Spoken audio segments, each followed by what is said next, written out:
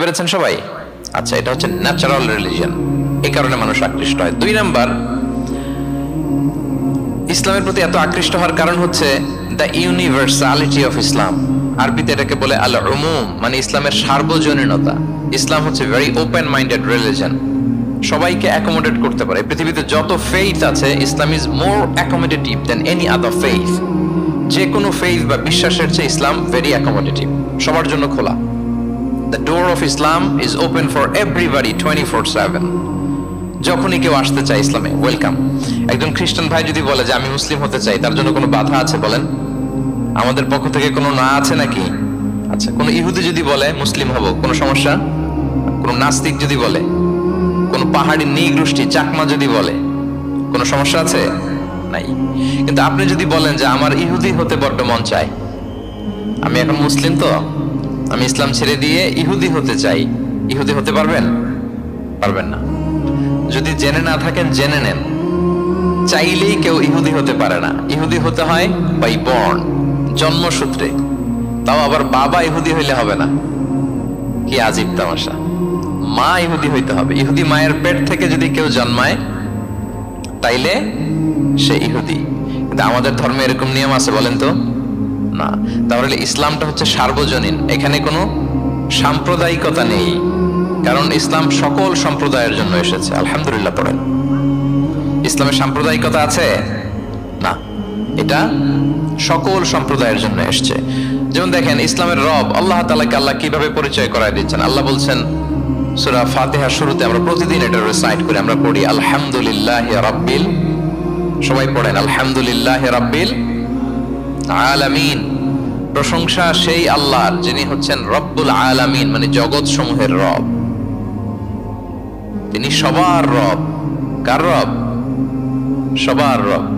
তিনি কিন্তু বলেন না আলহামদুলিল্লাহ রব্বিল মুসাল্লিন, তিনি শুধু মুসল্লিদের রব বলছে। রব্বিল মুসলিমিন, শুধু মুসলিমিনদের রব বলছে। হ্যাঁ, রব্বুল হাজিন, শুধু হাজি সাহেবদের রব বলছে না। তিনি কি বলছেন? রব্বিল আলামিন। তাহলে তিনি গোটা জগতের রব, সবার রব তিনি। ইসলামের দরজা সবার জন্য খোলা। দ্য ইউনিভার্সালিটি অফ ইসলাম, যে আপনাদেরকে বুঝাচ্ছি, আল উমুম। খেয়াল করে দেখেন যে আল্লাহ যখন নিজের পরিচয় দিচ্ছেন, তিনি বলছেন আমি সবার রব। তিনি কার রব? তিনি সবার রব। আলহামদুলিল্লাহ রাব্বিল আলামিন। এবং রাসূলুল্লাহ সাল্লাল্লাহু আলাইহি ওয়া আলিহি ওয়াসাল্লামের পরিচয় যখন আল্লাহ তাআলা করায় দিচ্ছেন, তখন আল্লাহ বলছেন ওয়ামা আরসালনাকা ইল্লা রাহমাতাল লিল আলামিন, I have sent you as a mercy for all the worlds. নবী হে, আপনি গোটা বিশ্বের সবার জন্য রহমত। সুবহানাল্লাহ। আল্লাহ বলছে যে শুধু মুসলমানদের জন্য রহমত? কথা বলেন। শুধু আরবদের জন্য রহমত? শুধু সাদা চামড়ার মানুষদের জন্য রহমত? শুধু পুরুষদের জন্য রহমত? না। এই রহমত কাদের জন্য বলেন তো দেখি, বুঝে থাকলে। আল্লাহর হাবিব সাল্লাল্লাহু আলাইহি ওয়াসাল্লাম কাদের জন্য রহমত বলেন তো সবাই? সবার জন্য রহমত। দেখেন ইউনিভার্সালিটি অফ ইসলাম, ইসলাম যে সবার জন্য। আচ্ছা, আল্লাহ সবার, রাসূলও সবার।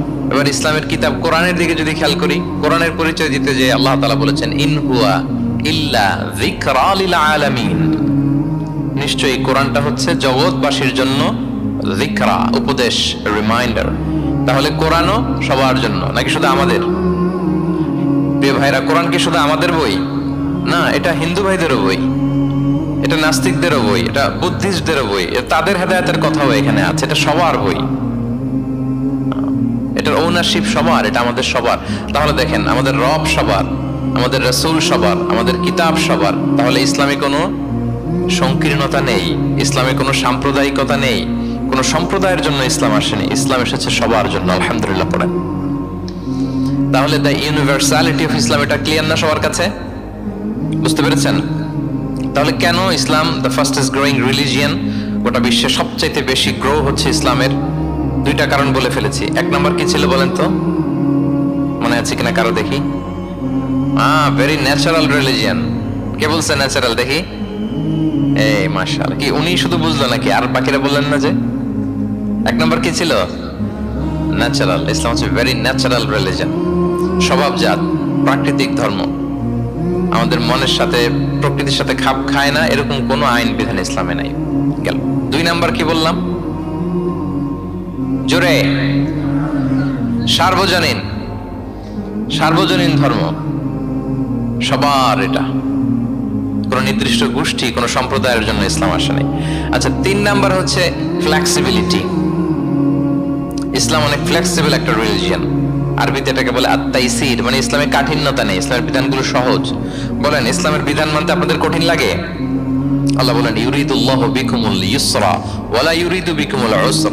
আল্লাহ তোমাদের জন্য সহজ চান, কঠিন চান না। আল্লাহ কি চায়? সবাই বলুন। আল্লাহ সহজ চায়, আল্লাহ কঠিন চায় না। আমরা অনেক সময় কঠিন করে দিনকে উপস্থাপন করি, জটিল করে দিনকে উপস্থাপন করি। ওমা জাআলা আলাইকুম ফিদ-দীনি মিন হারাজ। আল্লাহ তাআলা দ্বীনে কোনো জটিলতা রাখেননি, কিন্তু আমরা খুব কঠিন করে উপস্থাপন করি। আল্লাহ বারবার বলেছেন সহজ সহজ সহজ, লা ইউকাল্লিফুল্লাহু নাফসান ইল্লা উসআহা। আল্লাহ সাধ্যের বাইরে কাউকে কিছু চাপিয়ে দেন না। আমাদের যুদ্ধ সাধ্যে কোলায় ঠিক তদ্দুরই আল্লাহ চাপিয়ে দেন। সুবহানাল্লাহ। ইসলাম কত সহজ, কতটা সহজ আমি আপনাদেরকে বুঝিয়ে বলছি, আপনারা একটু মনোযোগ দিয়ে শুনুন। একটা ছোট্ট হাদিস আপনাদের সাথে শেয়ার করি। এক সাহাবী আল্লাহ রাসূল সাল্লাল্লাহু আলাইহি ওয়া আলিহি ওয়াসাল্লামের কাছে এসে তিনি বললেন, ইয়া রাসূলুল্লাহ হালাকতু ইয়া রাসূলুল্লাহ, হে রাসূল আমি তো শেষ। আমি তো, শুনতেছেন, মনোযোগ আছে? আমি তো শেষ। রাসূল সাল্লাল্লাহু আলাইহি ওয়াসাল্লাম বললেন, ওমা আহলাকা, কি হয়েছে তোমার? তো সে বলে, ওয়াকাআতু আলা ইমরাআতি ফি রমাদান, আমি তো রমজান মাসে দিনের বেলায় আমার স্ত্রীর সাথে মেলামেশা করে ফেলছি, একেবারে ফাইনাল মেলামেশা, আমার সিমেন আউট হয়ে গেছে বডি থেকে। এজন্য সে অস্থির হয়ে রাসূল সাল্লাল্লাহু আলাইহি ওয়াসাল্লামের কাছে আসলেন, ইয়া রাসূল আমি তো শেষ, আমারে বাঁচান, আমারে বাঁচান। কি হয়েছে? বলে, দিনের বেলায় রমজানে স্ত্রীর সাথে মেলামেশা, ইন্টিমেসি নিষেধ, আমি তো ইন্টিমেসিতে চলে গেছি, আমার কি হবে, আমারে বাঁচান। তো আপনারা জানেন যে ইচ্ছাকৃত যদি কেউ রোজা ভাঙে, আমি আপনাদেরকে বোঝাচ্ছি হচ্ছে ফ্লেক্সিবিলিটি, ইসলাম যে কতটা ফ্লেক্সিবল এটা আগে মাথায় রাখেন, যে what is the essence of flexibility in Islam. কতটা ফ্লেক্সিবল ইসলামের নিয়ম কানুন আর তাইসির। ইচ্ছা করে যদি কেউ রোজা ভাঙে, তার বিধান হচ্ছে তার কাজাও করতে হবে, কাফফারাও দিতে হবে। কাজা মানে একটা রোজার জন্য আরেকটা রোজা, আর কাফফারা হচ্ছে হয় তাকে একটা দাস আজাদ করতে হবে, অথবা তাকে 60টা রোজা রাখতে হবে টানা, অথবা 60 জন মিসকিনকে খাওয়াতে হবে। তো সে যখন এসে বললো, ইয়া রাসূলুল্লাহ আমাকে বাঁচান, কি করবো আমি? রাসূল সাল্লাল্লাহু আলাইহি ওয়াসাল্লাম বললেন, আচ্ছা ঠিক আছে, তুমি এই কাজ করে ফেলছো, তোমার তো পেনাল্টি হয়েছে। তো পেনাল্টি কি? তো বলে যে, রাসূল সাল্লাল্লাহু আলাইহি ওয়াসাল্লাম বলেন যে তুমি একটা দাস আজাদ করে দাও। বলে, ইয়া রাসূলুল্লাহ এই সক্ষমতা আমার নাই, আমি দাস আজাদ করবো কোত্থেকে? আচ্ছা এটা পারবা না, তো তাহলে টানা 60টা রোজা রাখো কাফারা হিসেবে, টানা 60 দিন রোজা রাখতে হবে, রমজান চলে যাওয়ার পরে 60 দিন রোজা এটা রাখো। বলে, ইয়া রাসূলুল্লাহ এটাও পারবো না, আমি টানা 60 দিন রোজা আমি রাখতে পারবো না। আচ্ছা এটাও যদি না পারো, তাহলে তুমি 60 জন মিসকিনকে খাবার খাইয়ে দাও। এবার সে বলে, ইয়া রাসূলুল্লাহ খাবারও খাওয়াতে পারবো না আমি, এই সামর্থ্য নাই। কি বিপদ! দাস আজাদ এটাও পারবা না, টানা 60টা রোজা এটাও পারবা না, 60 জন মিসকিনকে খাবার দিবা তাও পারবা না। তো কি আর করা, বসো, এক পাশে বসো। বসে আছেন, উনি অন্যান্য কাজ সারতেছেন। হঠাৎ এক ঝুড়ি খেজুর রাসূল সাল্লাল্লাহু আলাইহি ওয়াসাল্লামের কাছে আসলো, এক ঝুড়ি সাদাকার খেজুর আসলো। আসার পর রাসূল সাল্লাল্লাহু আলাইহি ওয়াসাল্লাম বললেন, ওই লোকটা কই যে এই কাজ করে ফেলছে? তাকে নিয়ে আসা হলো।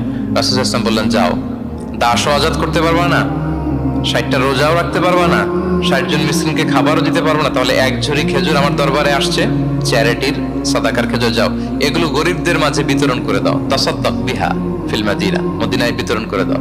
এবার সে বলে, আলা আফকারা মিন্না ইয়া রাসূলুল্লাহ, ইয়া রাসূলুল্লাহ আমার চেয়ে গরিব কাউকে দিতে হবে? রাসূল সাল্লাল্লাহু আলাইহি ওয়াসাল্লাম বললেন, হ্যাঁ গরিব কাউকে দিবা। বলতেছে, এই পুরো মদিনাতে আমার চেয়ে গরিব আর কেউ নাই। কি বিপদ! তোমার চেয়ে গরিব আর কেউ নাই? বলতেছে, আমি সবচেয়ে মদিনায় গরিব। বলতেছে, তাহলে কি আর করবো, যাও তুমিই খাও, নিয়ে যাও বাসায়, তুমি আর তোমার ফ্যামিলির সবাই মিলে এটা খাও।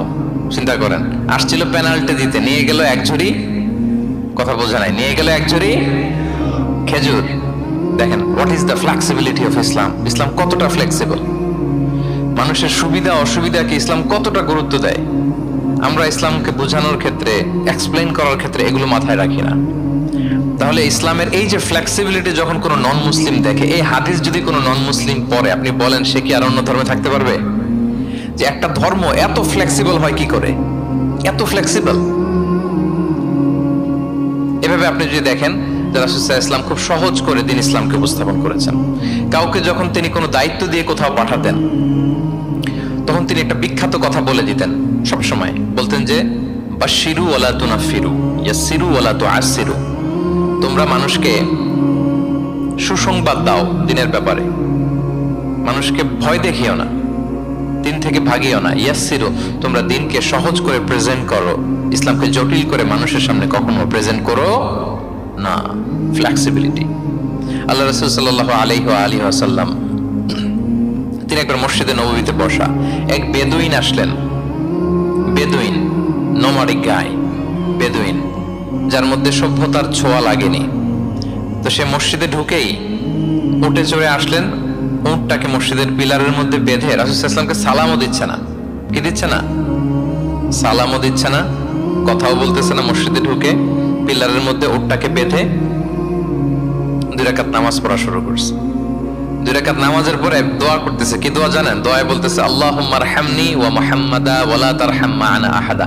মানে আল্লাহ তুমি শুধু আমাকে রহম করো আর মুহাম্মদ সাল্লাল্লাহু আলাইহি ওয়াসাল্লামকে রহম করো, আমাদের দুইজনের সাথে আর কাউরে তুমি রহম করো না। বেদুইন হলে যা হয়, তার যে এটিকেটস অফ দোয়া, দোয়ার যে আদব, অন্যের জন্য দোয়া করলে যে নিজের লাভ এটা ভুলে গেছে। আপনারা এটা জানেন তো যে অন্যের জন্য দোয়া করলে লাভ? জানেন? আপনি যদি এক ভাইয়ের জন্য দোয়া করেন যে আল্লাহ সে অসুস্থ, তুমি তাকে সুস্থ করে দাও, ফেরেশতারা বলতে থাকে আল্লাহ যিনি এই দোয়াটা করলেন তার কোনো অসুস্থতা থাকলে আগে তুমি তাকে সুস্থ করে দাও। ধরেন যে আপনার এক ভাই দারিদ্রের কষাঘাতে জর্জরিত, টাকা পয়সা না, আপনি দোয়া করলেন যে আল্লাহ আমার ভাইটা আর্থিক সমস্যায় আছে, তার আর্থিক সমস্যা দূর করে দাও। ফেরেশতারা দোয়া করে আল্লাহ যিনি দোয়া করলো তার যদি আর্থিক সমস্যা থাকে তুমি আগে তার আর্থিক সমস্যা দূর করে দাও। সুবহানাল্লাহ, সুবহানাল্লাহ বিহামদি। তো এক লোক এই হাদিসের ফজিলত শুনে ইফতারির পূর্ব মুহূর্তে, যেহেতু দোয়া কবুল হয়, তার ওয়াইফ ইফতারি তৈরি করতেছে, এই হাদিসের ফজিলত শুনে এক লোক তার বন্ধুর জন্য দোয়া করতেছে যে আল্লাহ আমার বন্ধুটার তো এখনো বিয়ে হয় নাই, তুমি সুন্দরী রূপবতী একটা স্ত্রীর ব্যবস্থা করে দাও আল্লাহ আমার বন্ধুর। এই দোয়া শুনে তার স্ত্রী তো রেগে মেগে আগুন, সেই ইফতারি রেখে দিয়ে এসে বলে এই এত বড় সাহস, কি দোয়া করো এসব উল্টাপাল্টা? স্বামী বলে কি দোয়া উল্টাপাল্টা, কি দোয়া করলাম? আমি তোমার বন্ধুর জন্য দোয়া করছি যে আল্লাহ তারে তুমি রূপবতী সুন্দরী স্ত্রীর ব্যবস্থা করে দাও। তো ওয়াইফ বলে এই তুমি কি মনে করছো আমি হাদিসটা জানি না যে অন্যের জন্য ভালো কোনো দোয়া করলে আগে এটা নিজের জন্য কবুল হয়? সুবহানাল্লাহ। দেখেন ইসলামের বিধান কত সুন্দর। আপনি অন্যের কল্যাণ কামনা করলে এটা এই কল্যাণ ফিরে আপনার দিকে আসে আগে। সুবহানাল্লাহ। তো ওই বেদুইনের এটা জানা ছিল না, সে এসে দোয়া করতেছে আল্লাহুম্মা আরহামনি ওয়া মুহাম্মাদা ওয়া লা তারহাম মা'ানা আহাদা। আল্লাহ তুমি শুধু আমারে রহম করো আর মুহাম্মদ সাল্লাল্লাহু আলাইহি ওয়াসাল্লামকে রহম করো, আমাদের দুজনের সাথে আর কাউরে রহম করো না। রাসূল সাল্লাল্লাহু আলাইহি তাকিয়ে বলেন হায় রে, একটা প্রশস্ত বিষয়কে সে সংকীর্ণ করে ফেললো। আফসোস করে বলতেছে, কারণ আল্লাহর দরবারে রহমের কি কোনো ঘাটতি আছে বলেন তো? আল্লাহর দরবারে রহমতের কোনো কমতি আছে? নাই। সাথে সবাইকে ইনক্লুড করতে পারতো। আচ্ছা গেল, দোয়া শেষে এবার সে মসজিদে নবীর মাঝখানে বসে পেশাব করা আরম্ভ করছে। এবার তো সাহাবারা রেগে মেগে আগুন, কি এত বড় সাহস মসজিদে নবীর মাঝখানে পেশাব, সবাই উদ্ধত হচ্ছে তাকে মারতে যাবে। রাসূল ইসলাম সবাইকে সামলালেন, থামানে বললেন রাখো রাখো রাখো, ছাড়ো, আগে সারতে দাও। কারণ কেউ যখন ওয়াশরুম সারে মাঝখানে তাকে ডিস্টার্ব করা যায় না, এটা তার ক্ষতি হবে। রাসূল ইসলাম বললেন রাখো, লেট হিম পাস ইউরিন, তাকে কাজ সারতে দাও। সে কাজ সারলো। এবার রাসূল ইসলাম বললেন ও হারিকু আলা বাউলিহি সাজলান মিন মা, তার পেশাবের উপর এক বালতি পানি ঢেলে দাও, দিয়ে ফেললো। এবার রাসূল ইসলাম বললেন ইন্নামা বুইসতুম মুয়াসসিরিন ওয়া লাম তুবআসু মুআসসিরিন। হে সাহাবারা মনে রাখো তোমরা সহজপন্থী হিসেবে প্রেরিত হয়েছে, তোমরা কট্টরপন্থী হয়ে পৃথিবীতে প্রেরিত হও নাই। সুবহানাল্লাহ। তাহলে যে কোনো জিনিসের সলিউশন আপনার সহজভাবে করতে হবে, এটাকে জটিল বানানো যাবে না। আমরা অনেক সময় জটিল থেকে জটিল করি। তখন এই বেদুইনকে রাসূল ইসলাম ডেকে বললেন আচ্ছা তুমি যে কাজটা করলে মসজিদে নবীর মাঝখানে পেশাব করলে, এটা কি ঠিক হলো? তুমি কি জানো এটা আল্লাহর ঘর, এটা আমাদের মদিনার কমিউনিটির ইবাদতগাহ, এখানে আমরা আল্লাহর ইবাদত করি, আল্লাহর জিকির করি, আল্লাহর কিতাব তেলাওয়াত করি, এটা কি তোমার ঠিক হলো? এইভাবে যখন আদর দিয়ে পরম মমতায় তাকে বুঝিয়ে বলা হলো, সে লজ্জিত হয়ে মাথা নিচু করে ফেললো। সুবহানাল্লাহ।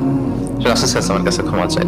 তাহলে প্রিয় সুধী, আপনি কোমলতা ভালোবাসা দিয়ে যা জয় করতে পারবেন, কঠোরতা দিয়ে সেটা পারা যায় না। খেয়াল রাখবেন, ভালোবাসা দিয়ে যেভাবে আপনি মানুষের হৃদয় জয় করতে পারবেন, কঠোরতা দিয়ে পারবেন না। এজন্য ইসলাম ফ্লেক্সিবিলিটিতে বিশ্বাস করে। ফ্লেক্সিবিলিটি। লা ইউকাল্লিফুল্লাহু নাফসান ইল্লা উসআহা, আল্লাহ সাধ্যের বাইরে কাউকে কখনো কিছু চাপিয়ে দেয় না। এজন্য ইসলামকে সহজ করে উপস্থাপন করতে বলেছেন তিনি। মুআয ইবনে জাবাল রাদিয়াল্লাহু তাআলা আনহুকে রাসূল সাল্লাল্লাহু আলাইহি ওয়াসাল্লাম একবার ইমাম বানিয়ে পাঠালেন একটা এলাকায়। তো ওই এলাকার লোকেরা ছিল শ্রমজীবী সাহাবী, শ্রমজীবী। উট ব্যবহার করে সেখান থেকে কুয়া থেকে পানি নিয়ে খেজুর গাছের মধ্যে দিত। সারাদিন যখন কষ্ট করত, হার্ড ওয়ার্কিং করত, বিকেলে ক্লান্ত হয়ে পড়তো। তো উনি মাগরিবের নামাজে সূরা বাকারা দিয়ে একবার তেলাওয়াত শুরু করলেন। সূরা বাকারা কোরআনের সবচাইতে ছোট সূরা নাকি সবচাইতে বড়? তো উনি যখন বাকারা দিয়ে নামাজ শুরু করলেন, এক শ্রমজীবী সাহাবী এসে আর কন্টিনিউ করতে পারছেন না, এত লম্বা কেরাত কিভাবে পারবেন, তো ক্লান্ত, শ্রান্ত, পরিশ্রান্ত। উনি রেগে নামাজ ছেড়ে দিয়ে একা একা নামাজ পড়ে রাসূল সাল্লাল্লাহু আলাইহি ওয়াসাল্লামের কাছে যে অভিযোগ করলেন, নালিশ করলেন। বললেন, ইয়া রাসূলুল্লাহ, দেখেন এমন একজনকে ইমাম করে আমাদের এলাকায় অ্যাসাইন করেছেন, উনি মাগরিবের নামাজে